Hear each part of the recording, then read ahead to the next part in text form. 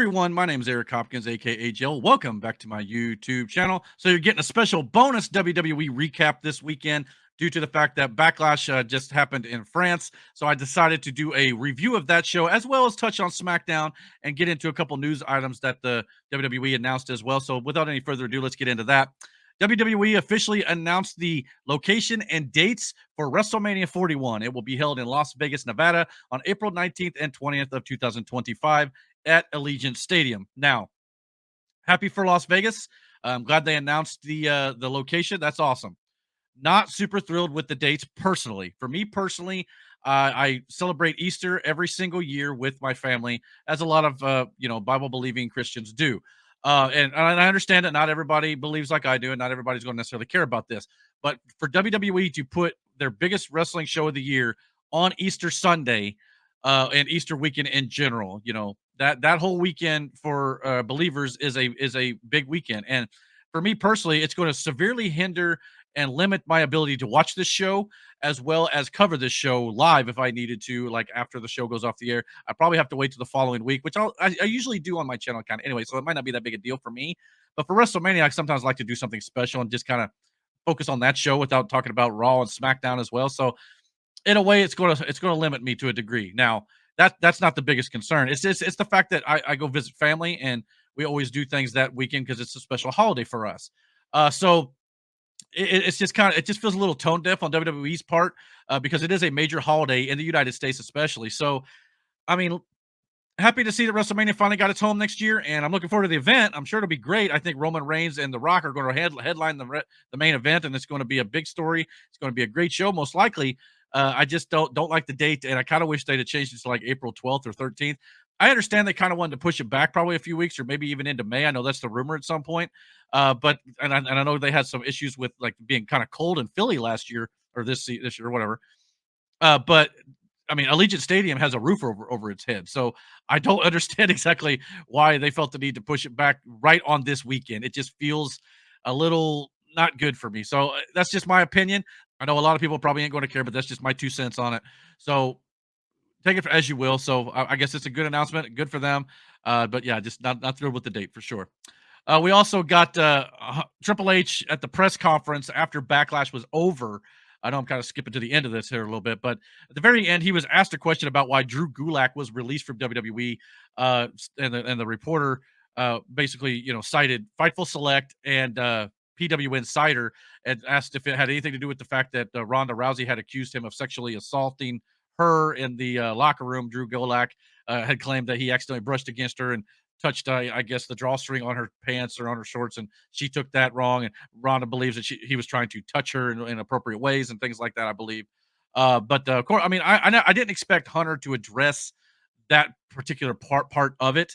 Obviously, he's probably going to avoid that like the plague because he's not going to sit there and address sexual allegations at a press conference, even though that is the reporter's job to do so. This person who tweeted asked, "Why would anybody be allowed to ask about that question to Triple H?" It's a press conference. If you've got a free press in this country, you should be allowed to ask that question.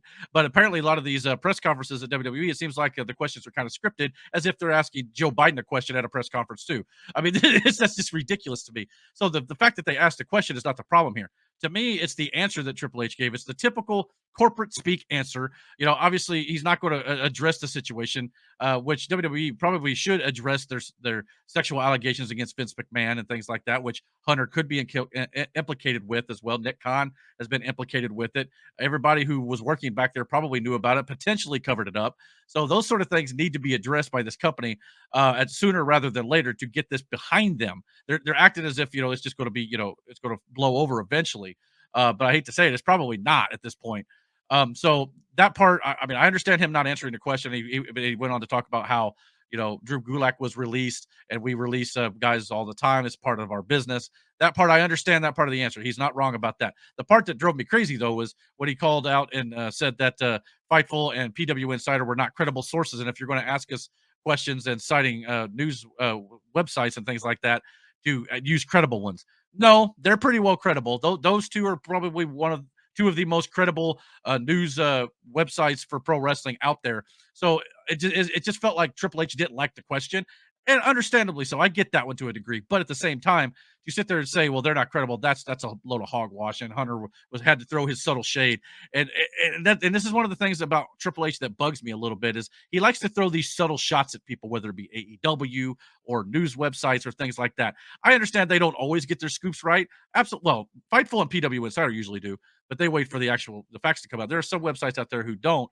But in this case, I just feel like he didn't like the question and he just wanted to take shots at people who were reporting about this because they don't like the reporting about it because it puts the company in a bad light. And in that regard, Hunter just needs to get over it because that's part of, if we're going to have a free press in this country, we have to get back to actually asking the tough questions and stop peddling these narratives that make these companies and corporations and our presidential administrations and things like that just look good to the public because that's not the way it needs to be. We should let the truth have its day. So that's all I want to say about it. All right, let's move on to some of the other big news in the world of WWE. Seth Rollins officially re-signed with the company as expected. I know Drew McIntyre just re-signed with the company last week as well. Becky Lynch is probably going to be this close to re-signing if she hasn't already. It's not been reported yet. Reported by Fightful, as a matter of fact. And guess what? They got that one 100% correct. So, sorry, Hunter. But at the same time, good to see Seth Rollins back. I don't think anybody really realistically expected him to leave or go to AEW or anything like that. He's a lifer. He's going to retire with WWE. That's all there is to it. We also got a signing for WWE as well. Eric Rowan, formerly of the Wyatt family with Luke Harper and Bray Wyatt over there, has now officially re-signed with the company. It sounds like we're going to be getting him joining probably Uncle Howdy whenever he finally debuts on the main roster again, following the tragic passing of Wyndham Rotunda. But yeah, I'm hoping this will be great. I think it'll be great to see, Bo Dallas, Bray Wyatt's real life brother, carry on his legacy. I'm interested to see who all is going to join the potential Wyatt Six. We could get like maybe a Nikki Cross, maybe Dexter Loomis. Maybe that's where he's been all this time. Maybe they're saving him for that. We could be getting Alexa Bliss's return. Who knows who could join this Wyatt Six? We could get Braun Strowman possibly. There's all sorts of things you could do with that. So I'm looking forward to seeing where they take that. And I think Eric Rowan will be a great addition. He's always been around Brody Lee, Luke Harper in AEW, or Bray Wyatt in WWE. So I think he fits right in here like a glove. So can't wait to see him on the main roster. That leads us to Smackdown and Backlash in Lyon, France. Before we get too started here, I wanted to just say this crowd deserves all the props in the world. This crowd was absolutely, unequivocally outstanding. I have a hard time putting into words how fun it was to just watch a crowd get into just everything a wrestling company does. WWE at WrestleManias don't even have crowds that get into it this much. Or the night after WrestleMania on Raw, the night after WrestleMania crowds used to be one of the most rowdy, crazy, rambunctious crowds in WWE. It seems like those have kind of come down a little bit. They're still a little rowdy here at times, but not nearly as rambunctious as they once were. But this crowd in Lyon, France was absolutely loud all night long. I thought they were eventually going to tire themselves out, like a lot of crowds do. But this crowd from on SmackDown as well, and all the way through Backlash, from beginning to end, was got their hands in the air. They're chanting, they're singing, they're doing all these different things, and it really made the shows feel so much more strong and more important and more newsworthy and just more fun to watch, much more entertaining. When a crowd's not just sitting there on their phone all day, just tweeting away like this and not even watching what's going on the show, it actually makes the show better. And I really wish a lot more crowds would just get into what they're doing, even if they don't necessarily think it's the greatest thing in the world. If you can kind of play along with them and act like you're a part of the show, it makes the show better. I'm not saying go out there and just be completely like unrealistic with your reactions. You don't have to like something if you don't like it, or you don't have to cheer something if you don't like it.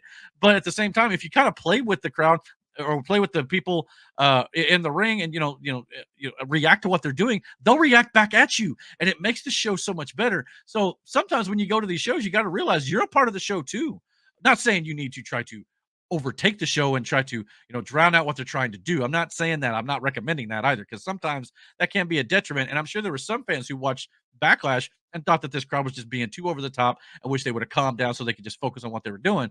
But at the same time, I thought this was a lot of fun to watch. And we're not going to always get crowds like this. We're going to go back to the United States, and some of the crowds are just going to be lame and boring and in a way that makes the shows come off worse than what they actually are. But at the same time, I thought the crowd did a good job of making some things on these shows a little bit better than they actually were as well. And we'll get into those instances as well. But I just want to give props to this crowd. Absolutely outstanding in France. And hopefully that means we'll get more shows from AEW, WWE, and all these other companies in other countries, because I think those countries who don't get wrestling very often, they're more excited about it because it doesn't come around very often, and they know that. So when they get a chance to go, they go and have a blast. On SmackDown that took place in Lyon, France as well. Really fun 8 women's tag match. In my opinion, one of the best women's matches in WWE in a while. This is a lot of intensity. This crowd really showed through here. And again, it made these women fired up and they really put on their best effort and their best foot forward. So again, when the crowds are amazing, it makes the talent in the ring actually put forth a much higher effort than what they normally would, because they hear everybody's all into it and it makes them more excited. So they do things more as well. So again, if you want a better product when it comes to pro wrestling, show that when you go to these shows, and show that you're enthusiastic about what they're doing and you love what they're doing. You're there to support them, and they will return that to you with better shows as well. And it's just like two forces like feeding off of each other. And I hope that we'll get more of this. Obviously, it's going to be hard to live up to this crowd. It'll probably not happen, but at the same time, I think it was just fun to watch. Bianca Belair, Jade Cargill, Bailey, and Naomi defeat Damage Control. Sans Io Sky here, and Tiffany Stratton, to kind of further their feuds leading into the Backlash pay-per-view. So great match between these ladies. Loved what they were doing. We also got AOP defeating the New Catch Republic, another match that, in my opinion, was pretty good. It wasn't great, but again, the crowd was into every move that they were doing, so it made the match even better than what it really was on camera and in the ring. So again, just things, little things like that can make things just so much better. After that, we got Paul Heyman in the back talking to SmackDown General Manager Nick Aldis, and Paul Heyman let it slip that he had not talked to Roman Reigns since WrestleMania. So Nick Aldis realized, so it wasn't Roman Reigns that pulled himself out of the draft pool last week. No, it was not. It was Paul Heyman who removed him from the draft. Why? Paul made it sound like he was trying to protect Roman from all this drama that was going on, and adding that on top of it. But at the same time, is Paul being directed by someone else to do these moves, or is Paul Heyman doing them on his own accord here?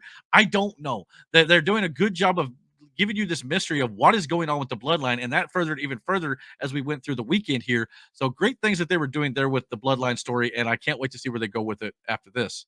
One of the things I'm kind of critical of in WWE, it seems like over the years, ever since Roddy Piper did the famous Piper's Pit way back in the day, back in the 80s, I believe, um, it seems like that everybody and their brother gets a talk show nowadays. Now, Kevin Owens has had the KO show for a while. I understand that.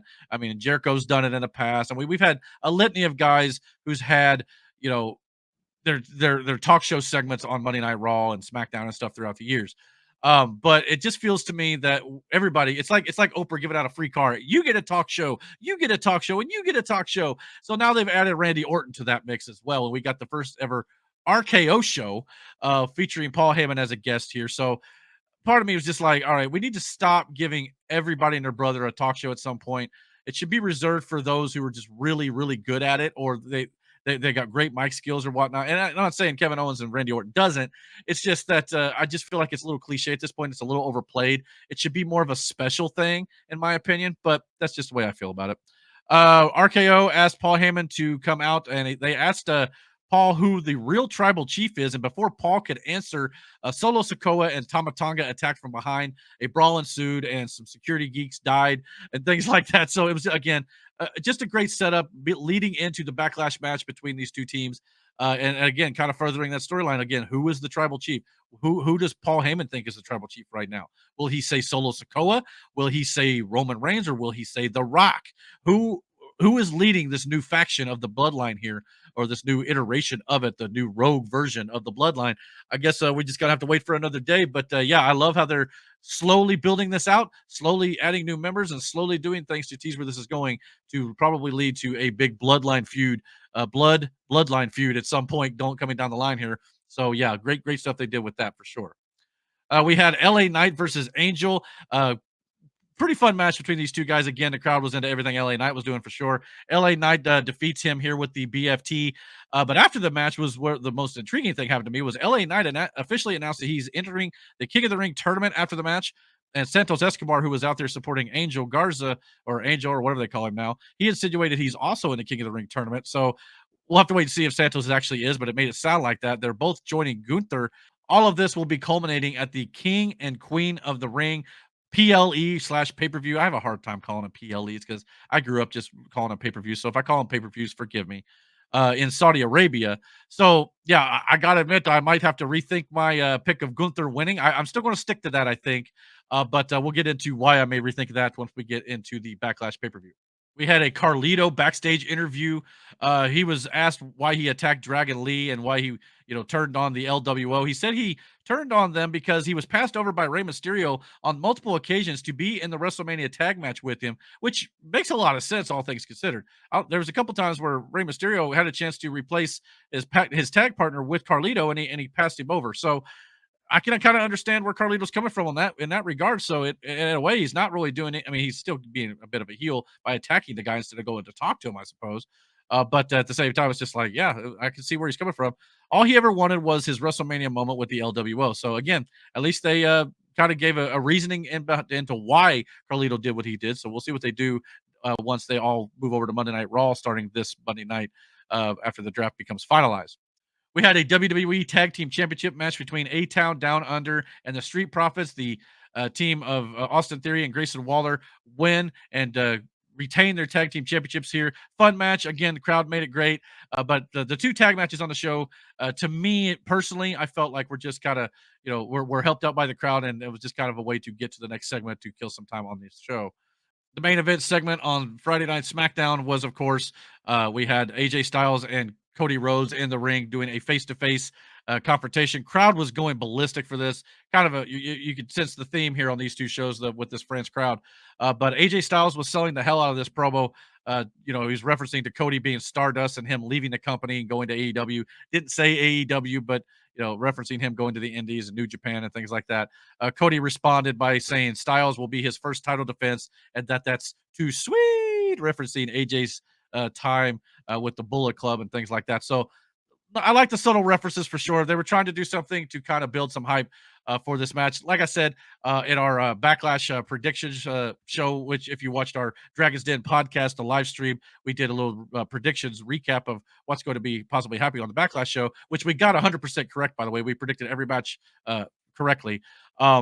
I mentioned over there that it doesn't necessarily always mean you have to have this huge dramatic storyline going into a great match. This was built as a dream match. This is what AEW does all the time. Doesn't necessarily mean that that's bad if you don't have a whole great big long dramatic storyline to go along with the match. AJ Styles, this story was pretty simple. AJ Styles won a number one contendership match to get into the title match with Cody Rhodes, and that's all you really need.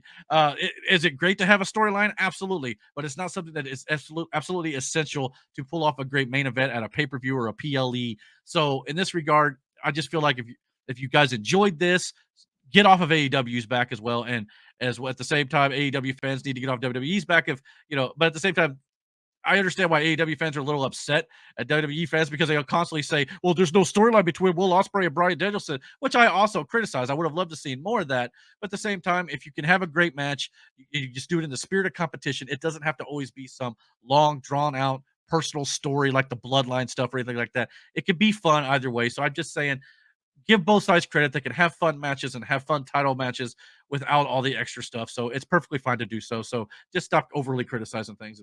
SmackDown then, of course, ended with the Bloodline brawling with Randy Orton and Kevin Owens in the back to end the show. Just again, kind of furthering that heading into Backlash, which actually was the first match on Backlash. So yeah, let's get right into it here. RKO or Randy and Kevin Owens against Tama Tonga and Solo Sikoa here. This was insanity. Just like on SmackDown, this crowd was absolutely insane. It started off kind of like a regular match, but then it got out of control, and then Nick Aldis come out and said, fine, you guys want to go out of control, then here, we're going to make this a street fight, no DQ, no count outs, no, just, all that sort of stuff. So after that, it just went all over the place. The Bloodline was actually getting dominated by Randy Orton and Kevin Owens here until Solo delivered a Samoan drop through a table on Randy Orton's surgically repaired bad back. So that's when the Bloodline began to get the advantage. It was actually crazy to hear Michael Cole and Corey Graves on commentary referencing the IWGP championships and New Japan and things like that for where Tama Tonga came from. So that was really cool to see. Again, kind of giving that history into where he was and who he is. And again, and I know I keep bringing up AEW here, but a lot of times you'll see AEW shows and like WWE fans will want to attack him and be like, "Well, we don't know anything about this guy. He's all he's from New Japan, but no one cares about him." Blah blah blah. But when WWE does the same thing and actually tells you the history, just like AEW does as well, with a guy like Will Ospreay or Kazuchika Okada, WWE fans, I'm sure, love this. So if you're going again, just stop criticizing both companies if they're doing the same things. It just seems very hypocritical to me. All right. So in my opinion, there's nothing wrong with what they did here. There's nothing wrong with what AEW's done when it comes to New Japan talent. So I'm glad to see all these talent from New Japan who are absolutely outstanding, by the way, getting some notoriety on the main levels here, on the mainstream level when it comes to these two major companies in the United States. So happy to see that. However, I predicted wrong, though. There was one prediction I guess we got wrong on the Backlash prediction show, which I had mentioned that I thought we would see the debut of Jacob Fatu, who has officially signed a contract with WWE. He is the cousin of Jimmy and Jey Uso and Solo Sikoa, as a matter of fact. His uncle is Rikishi, so so Jimmy and Jay's father is Rikishi, so that's how it kind of fits into the bloodline here. But we did not get the debut of Jacob Fatu yet. That's going to come eventually. Who he joins, whether that be Solo Sikoa and Tama Tonga's version of the bloodline, or maybe Roman Reigns and Jimmy and Jay if they get back together, whatever it might be, we're going to get the debut of Jacob Fatu eventually. However, on this show, they pulled a little bit of a swerve, and we got the debut of Tonga Loa, which is Tama Tonga's brother. The original Gorillas of Destiny from New Japan and many other places have finally reunited, and they joined Solo Sikoa here, their cousin. So the new rogue bloodline grows here as they defeat Randy Orton and Kevin Owens to establish dominance for this new bloodline. So part of our prediction was correct. Actually, we had a new member of the bloodline debut. We were just wrong on which guy it was. But other than that, we got the match prediction correct. We predicted that the new bloodline would win here. So again, the question is just simply, who is pulling the strings here? Is it Solo just establishing dominance here in the absence of Roman Reigns to fill that power vacuum? Or is there a higher power here? Could it be The Rock in the background pulling the strings upon his return? We may find out a little bit down the line here. But yeah, can't wait to see Jacob Fatu debut. And then it begs the question, how long until we also see the debut of Hikuleo, who is Haku's third son? So it'd be Tama Tonga and Tonga Loa's brother, much like Solo Sikoa is the Usos' brother. Hikuleo is their brother as well. And this is what Hikuleo put on his X account, just the wide eyes emoji here. So it appears that our prediction of the two bloodline factions getting together and probably fighting for bloodline supremacy at some point coming down the line here is definitely going to happen. And you can finally start to see the pieces starting to take shape here. So looking forward to seeing that. And don't know when it's going to happen, but it should be probably toward the end of the summer, going into next year at WrestleMania. Following this, we had the triple threat for the Women's WWE Championship here with Tiffany Stratton, Naomi, and Bayley. WWE seems to be very high on Tiffany Stratton. It's hard to understand why. I can't really put my finger on it. But at the same time, not only is she absolutely gorgeous, she's actually really good in the ring as well. So, she's very athletic. She's very a good gymnast, no doubt about it. She's doing all these cartwheels and somersaults and moonsaults, springboarding off the ropes and things like that. So absolutely great to see her getting her due here. She's a great professional wrestler, and I'm actually very impressed with her in this match, no doubt about it. Her timing can improve a little bit, but I think overall she's got a great deal of talent, and I can't wait to see where they go with her moving forward. However, she did not win the championship here. Bayley, as predicted, retained the title, pinning Naomi here. Didn't pin Tiffany Stratton. So again, they kind of gave Tiffany Stratton a little bit of an out there. So could we see a one-on-one match between Tiffany Stratton and Bayley for the women's championship down the line? We very well could. Also good to see Naomi give Bayley a hug after the match was over, because obviously she was happy for her friend, even though she just beat her. Good, there wasn't no bitter feelings there. I don't know. It's kind of like the typical wrestling thing to kind of just be like, oh, well, you beat me, now I hate you now.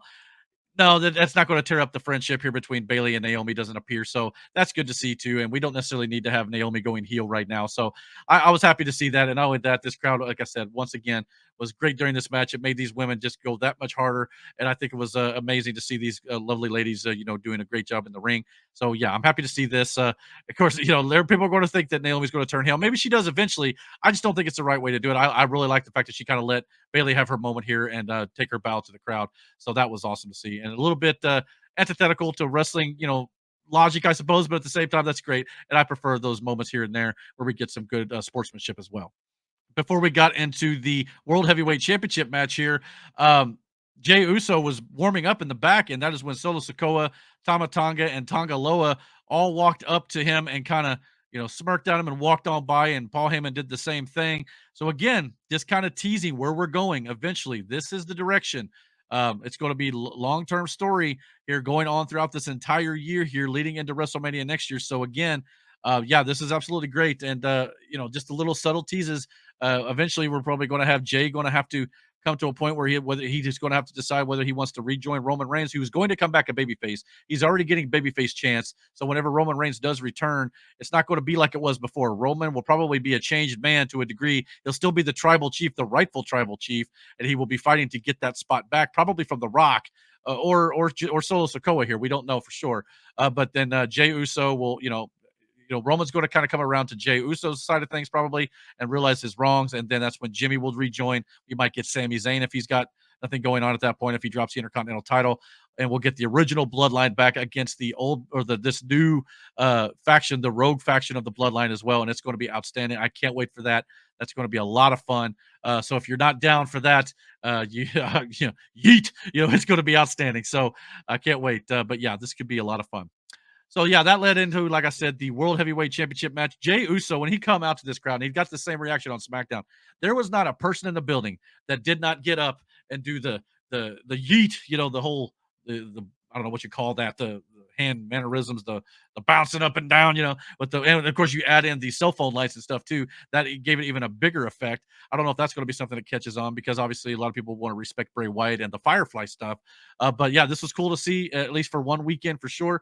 We'll have to see if it catches on. But yeah, absolutely great. There was not a single person sitting down, in my opinion. If there was, you couldn't tell. So the reaction that Jey Uso got here led to a lot of people online upset with the finish of the World Heavyweight Championship match. Of course, Jey Uso did not win the World Heavyweight title. He lost to Damian Priest here.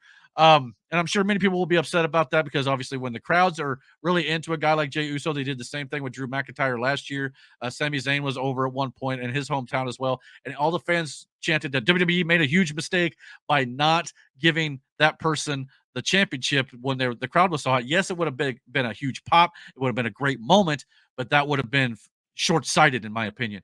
Good professional wrestling booking is more about where we're going in the long-term booking of it. And Jay's time will come. Don't worry. I think whether Jay ends up with the bloodline, which is probably where he's going to be going over the next year here to kind of further that storyline once, and when Jay will have a little bit more time on his own too. He'll eventually get his time probably in the spotlight as a singles competitor. He's probably a few years off away from that, or maybe next year later on, or whatever it might be, in my opinion. I can see him getting like the Intercontinental title. That's for certain. Absolutely. But as for now, the right move, I think, is to establish Damian Priest. As we mentioned on our Backlash prediction show, I felt like that this match was vital to establish Damian Priest as more of a credible World Heavyweight Championship threat and to have that title and have good reasons for holding that title. A lot of fans probably view him as a guy who just kind of won the title by cashing in the Money in the Bank, but he shouldn't be in that spot yet.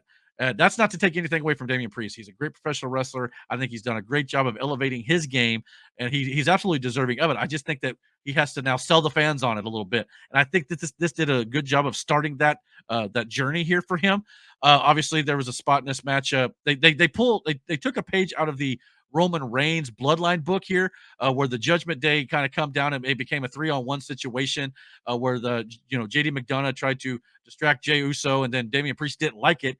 And of course, Finn Balor come down there, tried to help Damian Priest win as well. So it was like a numbers game thing with like Roman Reigns would do. The difference here is though that Damian Priest does not want the help. He wants to do it on his own. And after the match, Finn Balor and JD McDonough tried to attack Jey Uso. That's something that Roman Reigns would have just allowed. Damian Priest put a stop to it and said, "No, he's done. We're done. Get over here. Stand with me. I'm gonna pose and we're done. We're leaving." So again, this is also furthering the rift between the Judgment Day of Finn Balor and JD McDonough. Now don't know what to expect with Damian Priest. We got Dominic Mysterio now going off and having secret closet meetings with Liv Morgan now that mommy's hurt with Rhea Ripley on the shelf. So this it's just furthering the storyline of the Judgment Day as well. It's probably going to be turning Damian Priest babyface. That babyface turn is absolutely imminent, in my opinion. And with Mommy gone, I'm not going to lie, I think the Judgment Day's days are absolutely numbered here. So this was well done, in my opinion. Like I said, Jay's going to get his moment eventually, but the Judgment Day, and that's the storyline right now. Talking about where Damian Priest is going with this World Heavyweight Championship. I'm sure the people in the Judgment Day are like Finn and JD and Dom may be like, well, his ego's getting too big about him now that he's won the title. And what about us? And Damian's going to be like, well, I've earned this, I deserve this, and you guys are just in my way. So this is great. This is how you book pro wrestling in a storyline role perfectly. Some people may not like it right now in the moment, but later down the line, they're going to think it's a great story. So hang in there, be patient, and I can't wait to see where they go with the Judgment Day and their breakup. And when Mommy comes back, I don't know what she's going to come back to. It's probably going to be, dealing with Dom and the whole thing that this blew up while she was gone, and coming back going, why did you guys break up? Just because I wasn't here? And so that'll be interesting to see where that goes with Liv Morgan and Dom and all that sort of thing. So yeah, this is going to be fun. So hang in there, guys. It's going to be cool. Next up, we had the WWE Women's Tag Team Championship match. Bianca Belair and Jade Cargill defeat the Kabuki Warriors, Asuka and Kairi Sane here for the championship belts here, as predicted. They weren't going to put these two ladies together and not shoot them right to the top. Jade Cargill's only had 3 matches on pay-per-views or PLEs at this point. She's had a few matches on television as well, and they you shoot her straight to the top, straight to the moon. Obviously, I still think that Jade Cargill could use a little work. I mean, I personally enjoyed her in AEW. I thought they booked her properly in AEW, and then of course she was asked about her transition from AEW over at the press conference following the show. I didn't take I don't think she was intending to really throw some shade at AEW, but she talked about how over here in the WWE, people hold you accountable over here, and this is where the best do it and things like that. So she was trying to give the correct corporate answer. I don't think she was trying to throw shade at AEW, but it felt a little like granted, she was asked the question. She did ask to be asked the question, so I'm not going to kill her for that necessarily. But I just don't think that. I mean, like I said, I've always said, I don't care if the wrestlers throw shade, I guess, back and forth, as long as you don't get mad when the other side does it. But it feels like, you know, people like Jade Cargill, I know, and I've seen a video of her and CM Punk were being interviewed back when they were in AEW, talking about WWE and talking about how, their backstage locker room is a toxic work environment. It's a sexist work environment, with Vince McMahon, and, things will never change. The culture over there will always be the same. And from a lot of accounts, it sounds like the culture is still the same in WWE, despite the fact that Vince isn't there. Time will tell how much the same it is, if it's actually changed to a great degree, or if it's really not changed that much at all. So it just feels hypocritical when somebody like Jade Cargill will start talking about, even though she was asked the question, like I said, so I'm not going to completely kill her on that, but it just, to me, it just feels a little disingenuous to me when someone answers a question kind of like that. So again, I know I'm a bit of an AEW defender. I fully admit that as well. I just want both companies to succeed, and I feel like when one company starts to tear down the other, and I'll get just as mad when AEW does it to WWE as well. I just feel like, that part, to me, it's a bit childish. But again, if you're going to do it, this is what happened during the Attitude Era with WCW and WWF back in the day. So this isn't nothing new. It's been done for years. It's just that when the other company responds, I don't want to hear the complaints. So this is the way it is now. And but all that being said, that notwithstanding, happy for Bianca, happy for Jade, and all that stuff. So it'll be cool to see where they go with the tag team titles. They really don't have a whole lot of competition in the tag team women's division. So I'll see where they go with it before I really make a big judgment with it. I like the idea of crowning them. I just hope they've got some good competition for them lined up as well. So these belts are just not kind of, not just sitting there and not doing anything. Now, with the women's tag team titles, you are allowed to move from Raw and SmackDown. It's the one belt on the roster that's allowed to go between shows. So in that regard, you could probably come up with some good competition a little easier than you could with the singles title. So we'll see where they take it. Happy for them. Yeah. So we'll just see where they go with it. Following this, we had a outstanding King of the Ring promo video that kind of reminding us about King of the Rings of the past. And after the video package, we had a list of tournament matches on the Raw side of the brackets. We've not seen the brackets yet, so we don't know exactly where the winners are going to go and who they're going to face and things like that. But on Monday Night Raw, we got 4 men's matches and 4 women's matches, and we're going to have a whole separate tournament bracket over there on SmackDown. So I'm assuming the winners from SmackDown and Raw will probably meet in the finals in Saudi Arabia at the King and Queen of the Ring. So in that regard, I think it's going to be great. And like I said, I originally picked Gunther to win this, and I'm sticking to that. but at the same time, it's not as, clear cut and straightforward as I thought it was going to be, because I actually thought they were going to book the King of the Ring tournament with a lot of mid card wrestlers like they've done in the past and Vince McMahon has done in the past. So I'm very happy to see, and it's refreshing to see that we're getting main event players in the King of the Ring tournament this year. So it's going to, bring back the prestige of the tournament, in my opinion. And I'm going to give Triple H a lot of credit for that and the booking in that regard, because that's exactly what the King of the Ring tournament needs. And these matches, on the women's side of things, we got newcomer to Raw, Lyra Valkyria versus Asuka. I don't know if these are all taking place on Monday Night Raw this week, but it's going to be the Raw side of the brackets. It sounds like it's probably, this is a lot of matches to take place on one week on Raw, but maybe they can. They got 3 hours. They could probably do it. But we got Io Sky versus Natalia, Shayna Baszler versus last year's, I think it's the only year they did the Queens tournament. Correct me if I'm wrong, but I think Zelina Vega, I know she's a former Queen of the Ring. She may be the reigning Queen of the Ring, much like Xavier Woods is the reigning King of the Ring. But then we got Zoe Stark versus Ivy Nile on the Raw side. On the men's brackets, we got these are outstanding, by the way. Kofi Kingston versus Rey Mysterio. That'll be a lot of fun. Drew McIntyre versus Finn Balor. That's going to be great. These two guys are awesome wrestlers. That's outstanding. Ricochet versus newcomer to Raw, Ilya Dragunov. That's going to be a lot of fun as well. Both those guys have different styles, but at the same time, they're going to gel really well together. I think it's going to be a great match. And then the match of this bracket so far to me is Gunther versus Sheamus. That is going to be a slobber knocker and a half. Times 10. So that's going to be great. I can't wait for that match. I'll be waiting with bated breath for that match. So yeah, that's going to be great. I can't wait for this tournament. I'm much more intrigued now than I was a week ago when they talked about how this was going to be happening, and Gunther was talking about how he was entering the tournament. Now we've got apparently LA Knight on the SmackDown side, and it sounds like Santos Escobar as well on that side as well. Again, like I said, we got some heavy hitters in this tournament this year, so it's going to make it a lot better in my opinion. So I can't wait to see that and to see the finals in Saudi Arabia. Backlash obviously main evented with Cody Rhodes defending his WWE Championship for the first time against AJ Styles. As expected, this crowd once again was hot throughout this match, all the way up and down the show.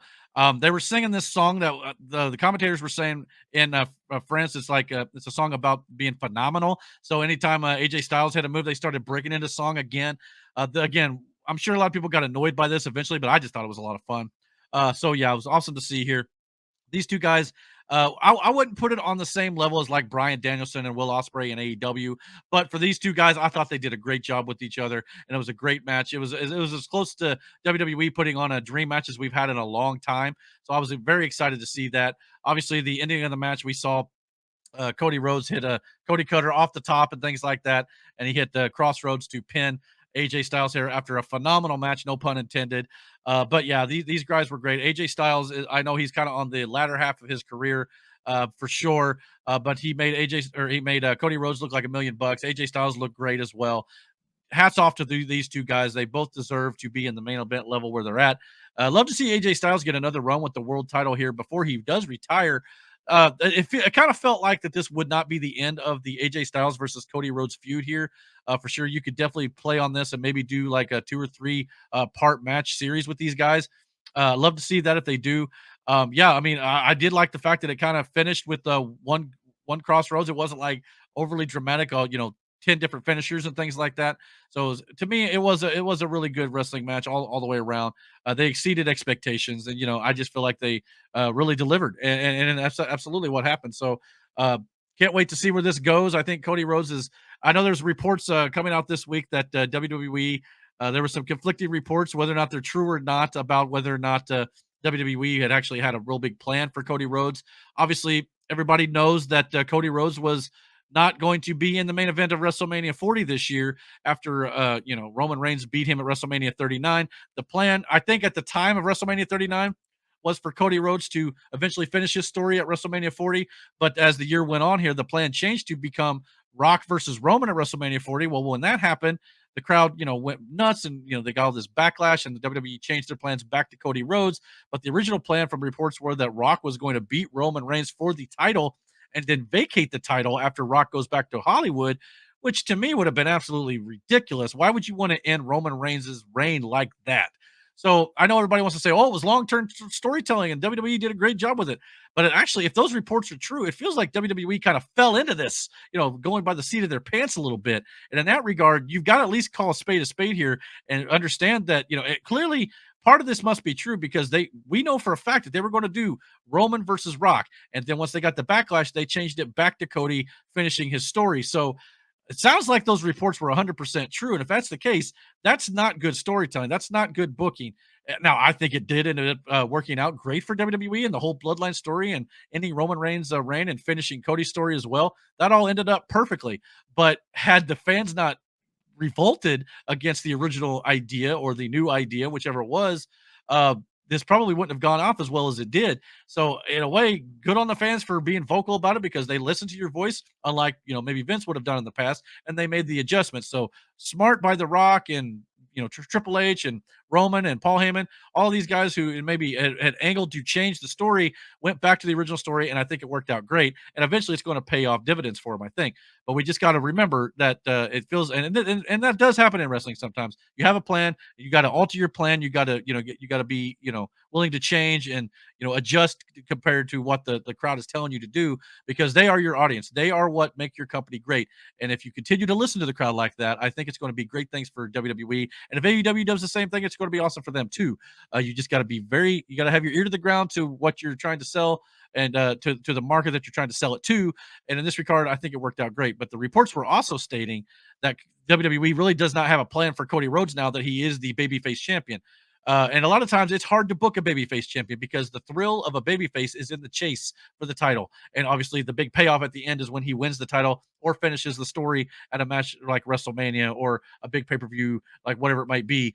But afterwards, it's hard to book a babyface champion then, because the thrill is no longer there. You've reached the top of the mountain, and then what do you do with them at that point? You got to try to get some heels go after him, and then a lot of people don't want to cheer for the heels. So it's hard to book that, and that's just the problem in pro wrestling in general. But there are ways you can do it. It's just going to take a lot more difficult. I mean, back in the day, Hulk Hogan held it for a lot of years, and things like that. Stone Cold Steve Austin. Now, granted, he would drop and get it back, and they'd constantly have him chasing the title because Vince McMahon would screw him over and things like that. So there might be things you could do that way. Maybe that's kind of the model to go for with a modern audience. Now, there'll be a lot of people in the crowd who will argue that Cody Rhodes dropping the title quickly or something would be bad for business, and it makes his reign not relevant. It's more about what you do with the title during the time you have it than it is about how long you have the title. If you have it for a year and you do nothing with it, some people would argue Roman's reign was not that great either, because he was rarely on the shows and he was rarely defending it. But then other people would say it's one of the greatest reigns of all time, because he was one of the most dominant champions of all time, and he wasn't always on the shows, and it was more of a special attraction. It just depends on what kind of fan you are. It doesn't necessarily mean one way is worse than the other. It just means there's going to be certain people who like it, and there's going to be certain people who don't like it. It's art. It's like going to a movie. Some people will love a movie, other people think it's garbage. It just depends on who you are and what your tastes are and things like that. So that's what makes pro wrestling great. And that's one of the reasons I do cover it here on the channel. So just interested to see what they do with Cody Rhodes. Like I said, I believe it's going to end up being Cody and Rock, probably at SummerSlam. Probably the two bloodline factions wrestling at Survivor Series War Games, and then Roman and Rock at WrestleMania 41. Where Cody goes at that point, whether he drops the title to Rock or whatever, I don't know. Maybe Rock carries it between SummerSlam and WrestleMania. I don't know. But hopefully they'll do something great with Cody here in the time that he does have it over the course of the summer, at least. And maybe he can. I mean, Roman and Rock don't even need the world title or the WWE title for their feud. They don't need it. So you can have Cody carrying this title all the way through WrestleMania next year, and maybe he drops it to maybe Gunther or somebody then who can work his way up the ranks and get by that point. So that would be great in my opinion. So we'll see what they do. That's just kind of my thoughts on where they could be going in the future. But I think WWE is hot right now. They're white hot, despite some of the issues that they have backstage with whether that be leadership or things like that. This show was booked great. While I was watching the Cody AJ Styles match, I just felt like this is the type of pay-per-view you would see AEW put on. Every single match went great. The crowd was hot. There was no slow, no downtime, not a ton of ads like there was during WrestleMania. It was booked really great. And if WWE, more often than not, I know WrestleMania Night 1 was a little bit of a slog, but at the same time, WWE more often than not lately, their pay-per-views have been paying off, much like AEW's. If you keep hitting your pay-per-view, and you nail those, your weekly shows, can kind of they can be a little lesser because they are the weaker shows or during the week. But at the same time, if you can build those shows during the week to be that exciting as well, AEW seems to have a little bit better job at that, in my opinion. Sometimes on Raw and SmackDown, there's slow moments, especially on Monday Night Raw. But as long as you can continue to build those shows out and make them exciting all the way through, I think the company's on the right track, and I can't wait to see where WWE takes this. And I love that they're not resting on their laurels. Neither company, especially when you're kind of in a bit of a competition as well, hopefully a healthy competition that makes both companies better. I think that that's only a good thing, and you don't want to ever rest on your laurels, even if you are at the tippy top like WWE is. They need to continue to expand and expand. I feel like a lot of times during Vince McMahon's reign, he's like, "Oh well, we're the biggest company in the world. We're the monopoly. We don't really need to try. We can half-ass it. Go to the show every week." No, if you want to have a great show and you want to continue to build the pro wrestling business, which is not. I mean, yes, it's more popular now than it's been in a lot of years, but it's still not getting a lot of ratings in either company's places. It could still be a lot higher. It could still continue to grow and get back to what it was back in the late 80s and 90s when it was at its absolute peak during the Attitude Era and things like that, where you're getting, 7, 8, 9 ratings, things like that. So if you want to continue to grow the business, don't rest on your laurels. Keep trogging along, and I think it'll be a great thing for both companies. So, what do you guys think? Are you guys excited for what WWE is up to right now? Did you enjoy the Backlash pay-per-view? Did you enjoy SmackDown? What did you think of the crowd in France? Did you love what they were doing, or did you think it was a little bit annoying? Comment below. Let me know what you guys think. And until my Monday Night Raw review this week on Tuesday morning, take care and God bless.